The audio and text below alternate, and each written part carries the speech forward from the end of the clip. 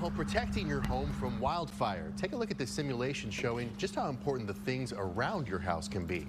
On the left right there, that's a deck space with fuel-resistant material and landscaping. And then the deck that's burning on the right side, that is a typical wooden deck.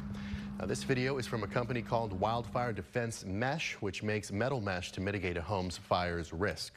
Now, City of Austin rules encourage more building like you saw on the left side of the screen, fire resistant. And as KXAN's Grace Reader explains, those rules are about to change.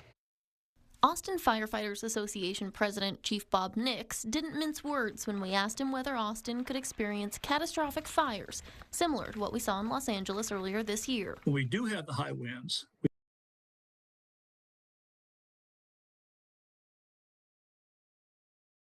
Our Wildland Urban Interface, or WUI code, prevent wildfires from impacting homes in our city. So it operates off of a map that says these are zones we should be more cautious around and implements a better building code for those individual locations. Austin City Council is looking at changes to that code right now to make Austin more fire resistant and align with new wildfire research. A number of different issues that might be addressed. We definitely want to look at building materials and how to make sure that homes and other structures are hardy and preventing wildfire. But there could also be some discussions about vegetation. The fire department got feedback on this largely from builders. You can find these questions and answers over at KXAN.com.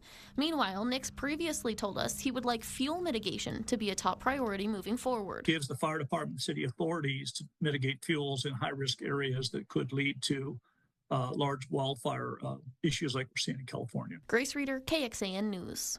All right, so what happens now? Well, next Thursday, the Austin City Council will take the first steps, setting up a public hearing, and then a final vote is expected in the next few months. Going in depth, we asked the Austin Fire Department how much this could cost builders. Well, they said it would depend on distance to wildland. They say a zone A and B, those are the closest to the wildland, those could see cost increases to build. They say the code gives options for different building materials, which would also impact costs.